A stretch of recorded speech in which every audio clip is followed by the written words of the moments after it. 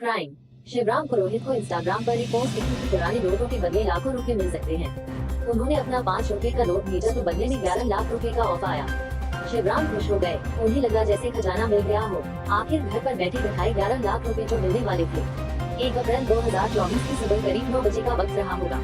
Bank से retire हो चुके शिवराम पुरोहित अपने घर के आंगन में कुर्सी पर बैठे मोबाइल में कुछ देख रहे थे। इसी दौरान उनकी नजर इंस्टाग्राम की एक पोस्ट पर पड़ी। ये पोस्ट मुंबई की SNS इन्वेस्टमेंट गोइंग गैलरी नाम की कंपनी की तरफ से थी। पोस्ट में लिखा था कि अगर आपके पास 1, 2 और 5 रुपए के पुराने नोट या सिक्के हैं तो आप बदले में लाखों रुपए जीत सकते हैं। शिवराम के पास भी 5 रुपए का पुराना नोट था, इसलिए उन्होंने सोचा कि क्यों ना वो भी अपनी किस्मत आजमाएं। शिवराम ने उस पोस्ट का स्क्रीनशॉट लिया और अपना 5 रुपए का नोट तलाशना शुरू कर दिया। नोट मिलते ही उन्होंने पोस्ट में दिए गए व्हाट्सएप नंबर पर उसकी फोटो खींचकर भेज दी।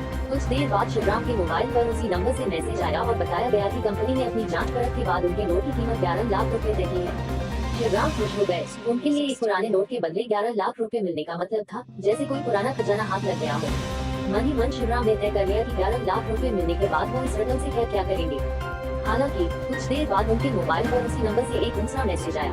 इस मैसेज में उनसे पहचान के लिए कुछ प्रूफ मांगे गए और साथ ही कहा गया कि 11 लाख रुपए की रकम पाने के लिए आपको पहले टैक्स के तौर पर कुछ रुपए जमा कराने होंगे। उनसे बताया गया कि ये पुराने नोटों का कलेक्शन है, इसलिए अलग अलग विभाग के बैंक खातों में टैक्स जमा होगा। शिवराम को लगा कि अगर उन्होंने देर की तो कहीं ये मौका हाथ से निकल ना जाए, इसलिए उन्होंने तुरंत हाँ कर दी। शिवराम को जैसे जैसे बताया गया वो रकम ट्रांसफर करते चल गए। पुराने नोट के बदले 11 लाख रुपए देने वाली कंपनी ने कुछ ही घंटों के भीतर शिवराम से करीब 52 लाख रुपए अलग अलग बैंक अकाउंट में जमा करा लिए।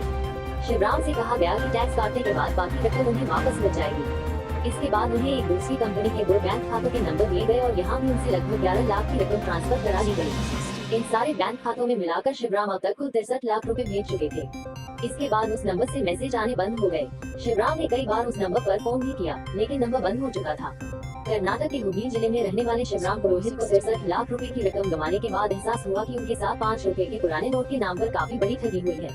अपनी शिकायत लेकर शिवराम पुलिस थाने पहुंचे और साइबर सेल में उनका मुकदमा दर्ज किया गया। पुलिस ने उनकी शिकायत के आधार पर मुंबई के रहने वाले शिवराज राव, साहिद और पंकज सिंह के अलावा कोलकाता से चलने वाली कंपनी क्विकर और तानावे सिंबोर्ड के खिलाफ FIR दर्ज कर जांच शुरू कर दी है। पुलिस ने बताया कि अक्सर लोग इस तरह के लालच में फंसकर अपने खून पसीने की कमाई गंवा देते हैं। ऐसे मैसेज और कंपनियों से सावधान रहने की जरूरत है। पंजाब के अमृतसर में एक NRI के घर में घुसकर जानलेवा हमला किया गया। हमलावरों ने 3 गोलियां मारी। इस दौरान घर में बच्चे हाथ जोड़कर हमलावरों को रोके रखे। घायल NRI को हॉस्पिटल में भर्ती कराया गया है। इस पूरी घटना का CCTV फुटेज सामने आया है। बताया जा रहा है कि हमलावर फिरौती मांगने के लिए घर में घुसे थे। फिलहाल पुलिस इस पूरे मामले की जांच पड़ताल में जुटी है। जानकारी के अनुसार ये घटना अमृतसर के दबोची की है। यहाँ NRI सज्जन सिंह के घर में सुबह करीब 7 बजे अज्ञात हमलावर घुस गए। हमलावरों ने पहले तो परिवार के लोगों के साथ किसी बात को लेकर बहस की, फिर हाथ में गन लेकर दौड़े और NRI सज्जन सिंह को गोली मार दी। गोली लगते ही चीख पुकार मच गई। घर में महिला और बच्चे आरोपियों के हाथ जोड़कर रोकने की कोशिश करते रहे। हमलावरों ने घर में 3 फायर किए और मौके से फरार हो गए। गोली लगने से NRI सज्जन सिंह गंभीर रूप से घायल हो गए। घर में घुसकर गोली मारने की घटना के पीछे फिरौती की बात सामने आ रही है। पुलिस का कहना है कि इसको लेकर जांच की जा रही है। सुखचंद सिंह के परिजन उन्हें गंभीर हालत में तुरंत हॉस्पिटल लेकर पहुंचे और भर्ती कराया, जहां उनका इलाज चल रहा है। घर में घुसकर गोली मारने की ये पूरी घटना CCTV में कैद हो गई है।